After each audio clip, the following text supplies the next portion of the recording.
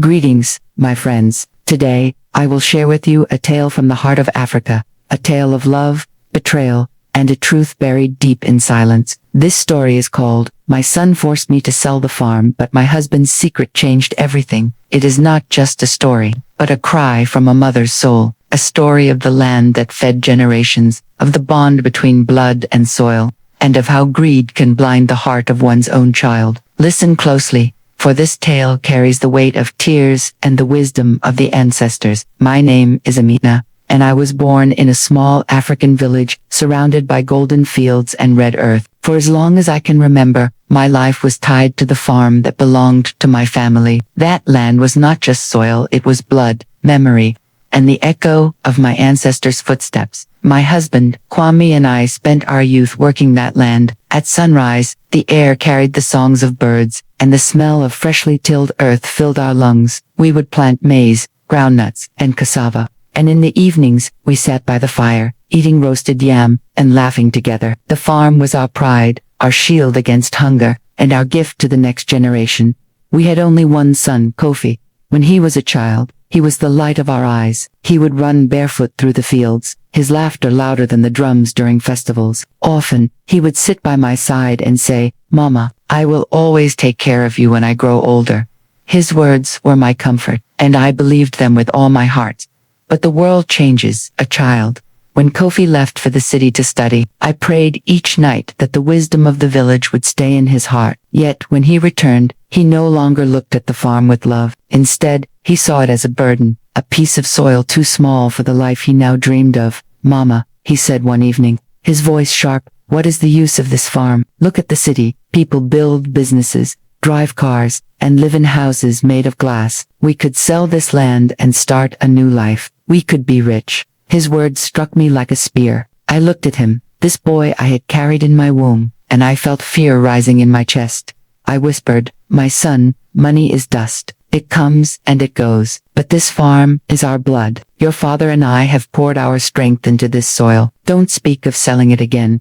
But Kofi's eyes no longer carried warmth. Day after day, his voice grew colder, harder. Kwame, my husband, was already weak. His body was failing, but his heart still beat with the rhythm of the farm. One afternoon, as the sun painted the sky red, he held Kofi's hand and said, "My son, this soil is worth more than gold. When I die, hold it to your chest, and it will hold you back. Never betray this land." But Kofi did not answer. His silence was heavy, and in his eyes, I saw the shadow of a storm. I could not stop. That night, I lay awake listening to the wind against the thatched roof. For the first time in my life, I feared that my son, the child of my body, might one day become the destroyer of my soul. Days turned into weeks, and Kofi's voice grew louder, sharper. The boy who once ran barefoot through the fields now looked at our land as if it were a prison.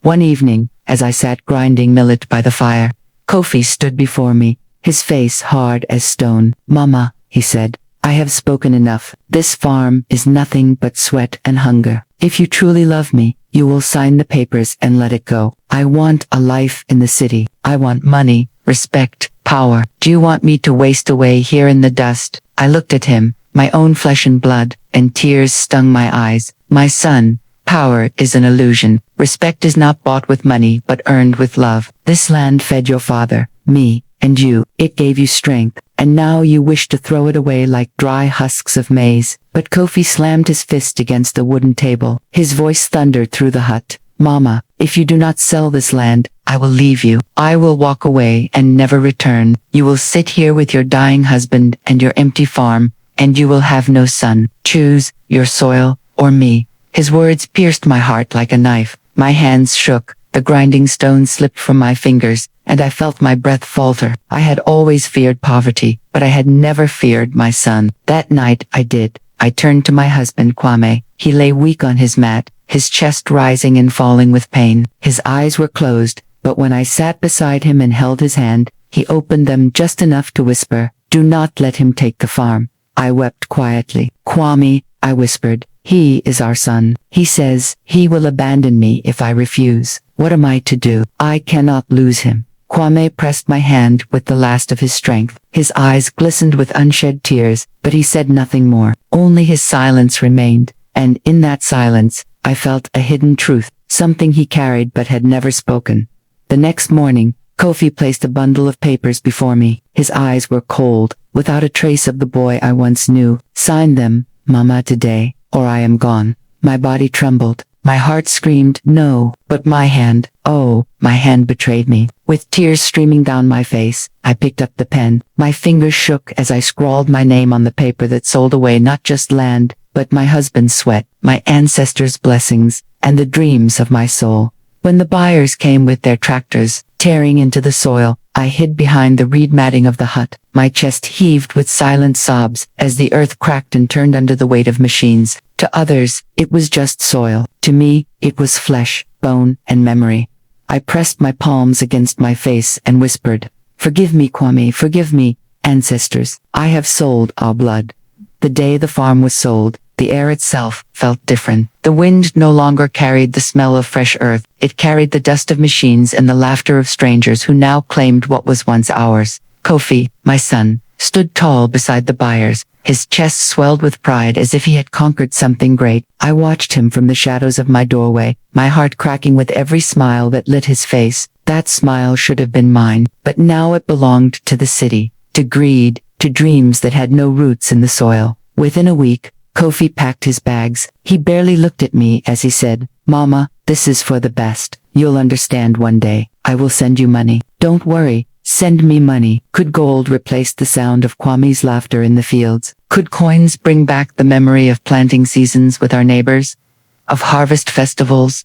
Of the earth between our toes after rain? No. Kofi left, and silence entered my hut. At night, I sat by the fire alone. The flames whispered like old spirits, mocking me with their crackles. The neighbors came sometimes, but their words were salt on my wounds. "Poor Amina," they said, "your son is clever. He will make riches in the city."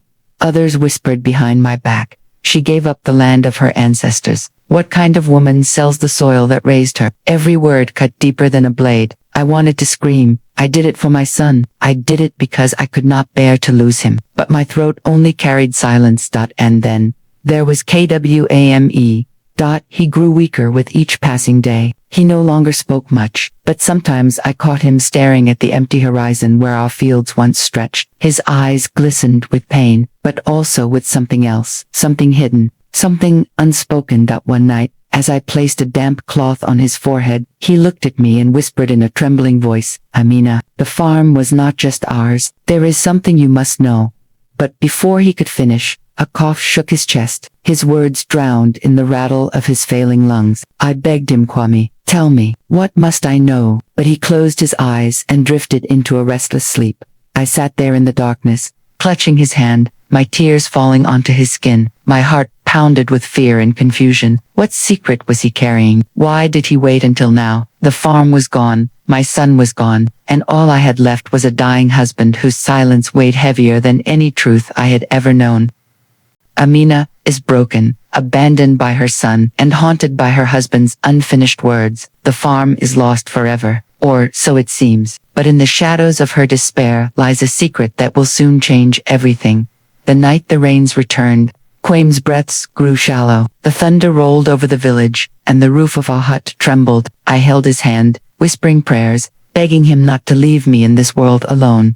His lips moved, fragile as the flame of a dying candle. "Amina, listen. The farm, it was not only soil, it held a secret I never told you." Tears blurred my vision. "What secret, Kwame, please, tell me." With trembling fingers, he pointed toward a wooden chest under the bed. A chest I had never opened. My heart raced as I pulled it out, its hinges groaning with age. Inside, wrapped in faded cloth, lay a bundle of papers and a small leather pouch. Kwame's voice cracked like dry earth. "When I was young, before you came into my life, I made a promise to my father. The land was blessed by our ancestors. Beneath the old baobab tree lies gold, not of the earth, but gold we hid during the war. I swore never to touch it unless our family faced destruction. The farm was our shield, our pride. With it, we had everything we needed. The gold was only to protect our bloodline." I gasped, clutching the pouch. Inside were coins, dull but heavy with history. My hands trembled as if I held the heartbeat of generations. Kwame's eyes filled with tears. "Amina, I thought I had more time. I wanted to tell Kofi when he became a man, to show him that true wealth is not in cities or strangers' pockets, but in the soil of our fathers. Now it is gone, and I have failed you, I cried, pressing his hand to my chest. You did not fail me. You loved me. You loved this land. The failure is mine. I let our son break us apart.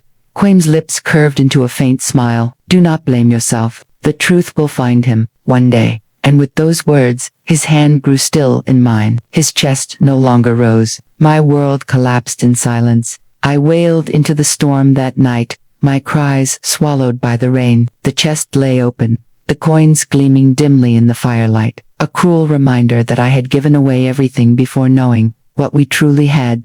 Days turned into weeks. Kofi wrote once, a short letter from the city. He spoke of bright lights and busy streets, but not once did he ask about his father. Not once did he speak of home. I never sent him the truth. I could not. Some truths are too heavy, too late. Instead, I buried Kwame beside the baobab tree. Beneath its roots I placed the pouch of coins. As the earth closed over him, I whispered, let this secret rest with you, my husband. May our ancestors keep it safe, since our son could not. And every night, I sit by the empty fields and ask the wind, was it worth it, my son? Was the city worth your mother's tears, your father's grave, and the soil of your ancestors? The wind gives no answer, only silence. Dear listeners, this was the story of my son forced me to sell the farm, but my husband's secret changed everything. A tale of betrayal, of secrets, and of the pain a mother carries when her own blood turns against her. If this story touched your heart, please like, share, and subscribe to Elder Tales Stories, so you never miss the next tale that carries the weight of truth and the tears of time.